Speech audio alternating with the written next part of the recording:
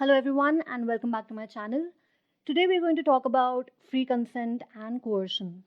So in the last video we had discussed what were the essentials of a valid contract and हमने ये discuss किया था that उनमें से एक essential था free consent. Now free consent define कर रखा है section number 14 में and उसमें से एक जो बहुत ही important sub topic आता है वो है coercion. So in this video we will first be discussing what is the definition of free consent as defined under section 14 and then we will move on to coercion. तो section number 14 ये बताता है that जब भी कोई इंसान अपना consent देता है उसको हम फ्री कंसेंट कब बोलते हैं.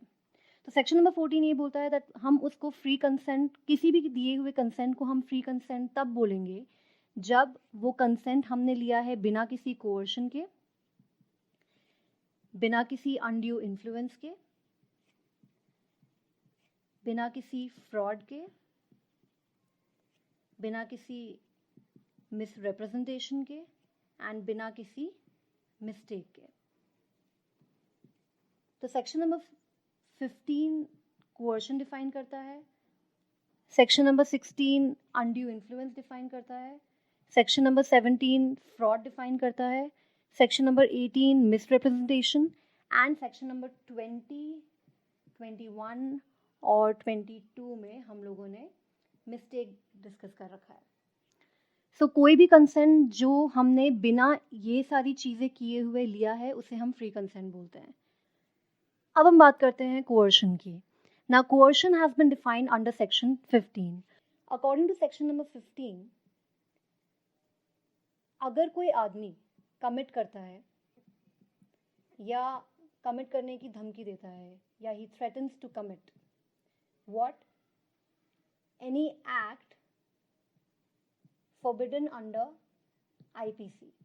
तो मतलब आईपीसी में जो भी क्राइम्स दे रखे हैं उनमें से किसी भी एक क्राइम को कमिट करना या उसको कमिट करने की धमकी देना, या कोई भी आदमी जो अनलॉफुली मतलब गलत तरीके से डिटेन करता है, अपने पास रख लेता है या रखने की धमकी देता है किस चीज़ को, कोई भी प्रॉपर्टी को of any person,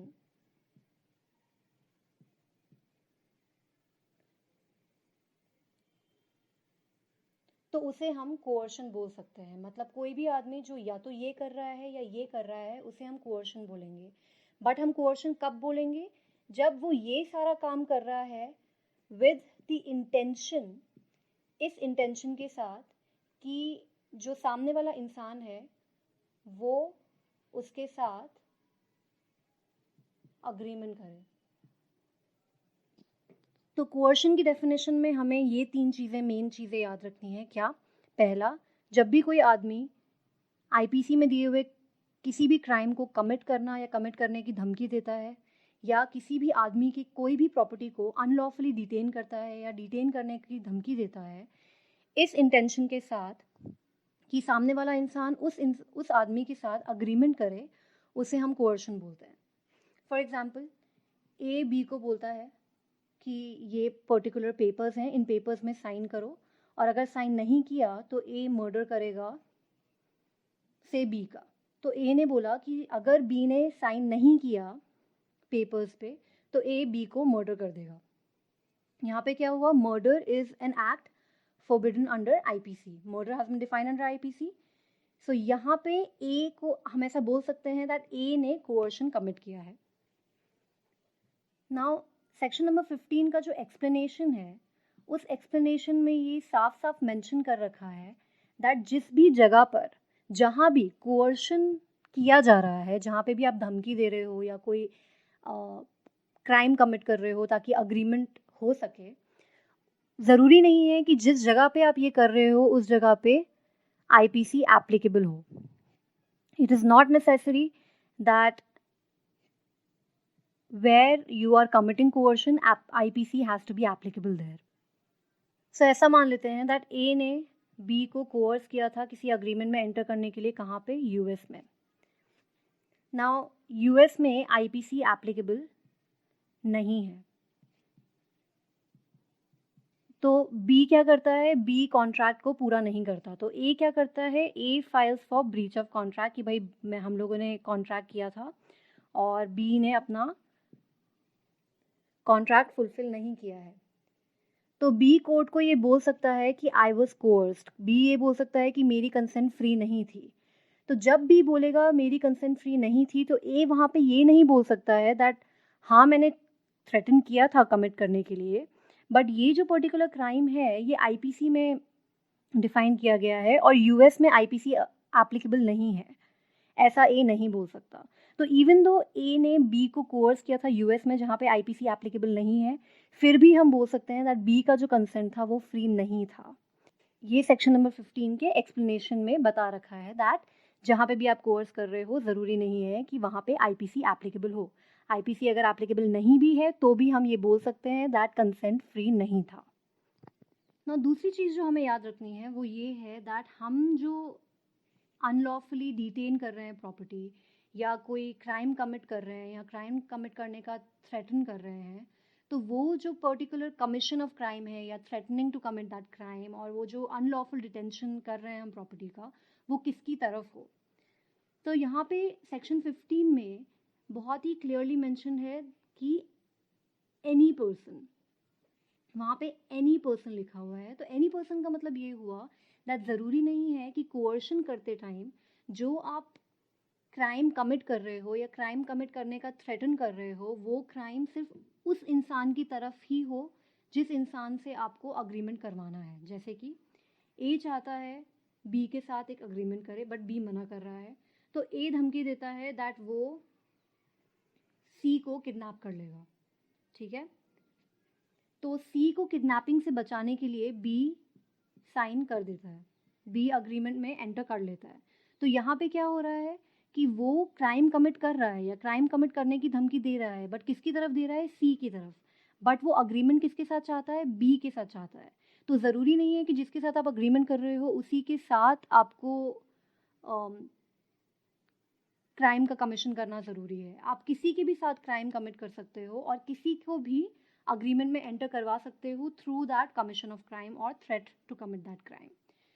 तो एनी पर्सन का मतलब क्या हुआ कि अनलॉफुल डिटेंशन या कमीशन ऑफ क्राइम या threatening to commit that crime वो आप किसी भी इंसान के लिए करा सकते हो। ज़रूरी नहीं है कि सिर्फ वही इंसान की तरफ कराओ जिसके साथ अग्रीमेंट करना है। तो अब हम एक केस ले लेते हैं, रंगनायकम्मा वर्सेस अलवर सेठी। इसमें क्या हुआ था कि एक वुमन थी, उसके हस्बैंड की डेथ हो गई थी और एक फैमिली थी वो चाहते थे कि उस फैमिली में जो उनका सन है वो सन ये वाली जो वुमन है अडॉप्ट कर ले। सो बेसिकली क्या हुआ, ये फैमिली चाहती थी कि उनका जो सन है ये वुमन उस सन को अडॉप्ट कर ले, बट वो मना कर रही थी। तो जब उसके हस्बैंड की डेथ हुई तो फैमिली ने क्या किया, उसके हस्बैंड की डेड बॉडी को अपने पास रख लिया। मतलब वाइफ, अब डेड बॉडी है तो हम लोगों को फ्यूनरल वगैरह भी कराना होगा, तो वो वाइफ को अलाउ नहीं कर रहे थे कि वो अपने हस्बैंड की डेड बॉडी घर से लेके जा सके।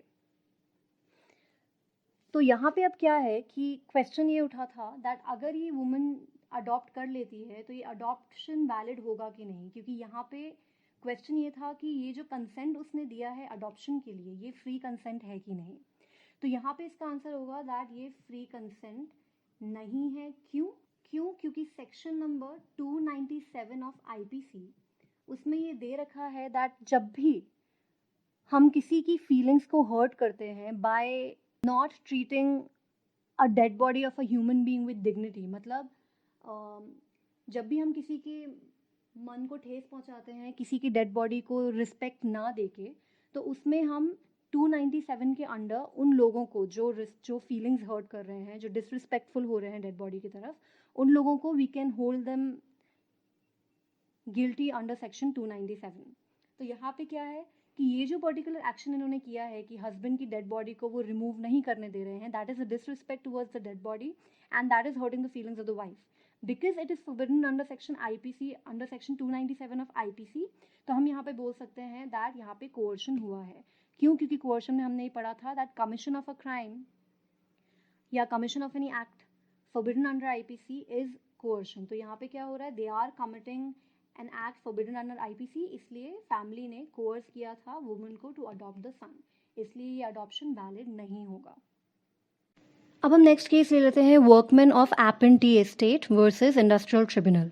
ना इस केस में क्या हुआ था दैट ये जो पर्टिकुलर कंपनी है, इस कंपनी के जो वर्कमैन थे, जो लोग वहाँ पे काम करते थे, उन लोगों ने क्या किया, उन लोगों ने स्ट्राइक पे जाने की धमकी दी।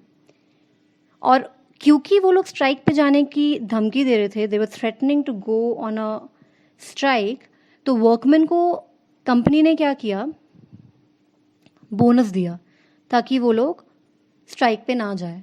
तो क्वेश्चन ये उठा था दैट ये जो स्ट्राइक पे जाने की धमकी दी थी, जिसकी वजह से बोनस दिया है, क्या हम ऐसा बोल सकते हैं दैट बोनस देने का जो कंसेंट था वो फ्री नहीं था? क्या हम ऐसा बोल सकते हैं?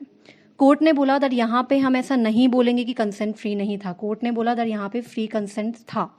क्यों? क्योंकि स्ट्राइक पे जाना is not an act forbidden under IPC. जब तक कोई भी एक्ट आईपीसी के अंडर फॉरबिडन नहीं है तब तक वो कोर्शन नहीं होगा। तो यहाँ पे कोर्ट ने बोला दैट ये फ्री कंसेंट नहीं है। तो एक बार हम लोग रिवाइज कर लेते हैं कि हमने क्या क्या पढ़ा है इसमें। पहला हमें क्या याद करना है कि कोर्शन क्या होता है। कोर्शन होता है कमिट या थ्रेटन टू कमिट।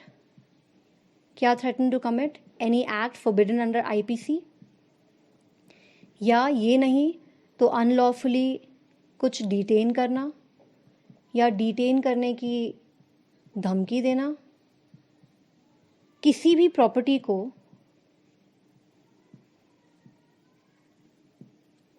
और किसकी प्रॉपर्टी? किसी भी इंसान की प्रॉपर्टी,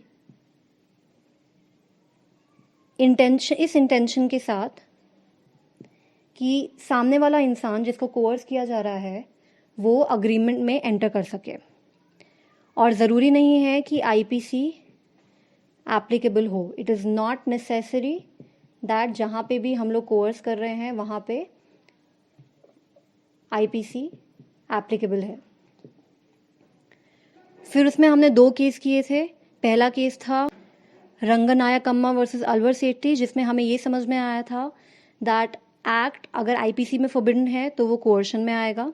दूसरा हमने जो केस किया था वो था workman of Appin tea estate versus industrial tribunal, जिसमें ये बोला गया था दैट स्ट्राइक पे जाना आईपीसी के अंडर फॉरबिडन नहीं है। बिकॉज वो आईपीसी के अंडर फॉरबिडन नहीं है तो वो कोर्शन नहीं होगा। नाउ क्वेश्चन ये उठता है कि अगर कोई भी अग्रीमेंट है जिसमें हम लोगों ने कोर्स करके कंसेंट लिया है, तो वो कंसेंट क्या है? फ्री कंसेंट नहीं है। तो क्वेश्चन ये उठता है कि अगर फ्री कंसेंट नहीं है तो ये जो पर्टिकुलर अग्रीमेंट है जिसमें हमने कोर्स किया था, वो अग्रीमेंट वैलिड है, वॉइड है या वॉइडेबल? तो इसका आंसर है अग्रीमेंट होगा वॉइडेबल। वॉइडेबल है कि नहीं ये हमें दे रखा है सेक्शन नंबर 19 में। सेक्शन नंबर 19 में बहुत क्लियरली मेंशन्ड है दैट कोर्जन के थ्रू लिया हुआ फ्री अग्रीमेंट बनता है, वो अग्रीमेंट वॉइडेबल है। वॉइडेबल का मतलब ये हुआ कि जिसके साथ कोर्जन हुआ है, जब तक वो कोर्ट से वॉइड डिक्लेयर नहीं करा देता अग्रीमेंट को, तब तक वैलिड है। So there is an option to the party who has been coerced to give consent to the agreement. That party can declare the contract as void और valid. जब तक वॉइड नहीं होता तब तक वैलिड होगा। तो उस अग्रीमेंट को हम लोग वॉइडेबल अग्रीमेंट बोलते हैं। तो सेक्शन नंबर 19 में बोल रखा है that such agreements are voidable. So that's all for today. We are done with coercion. The next video will be covering undue influence. Till that time, you can go through the topic coercion and let me know if you have any doubts by posting your questions in the comment section below. I really hope that this video proved to be helpful for you. And if it did, then please like the video, share the video, and do not forget to subscribe. Also ring the notification bell. Thank you so much.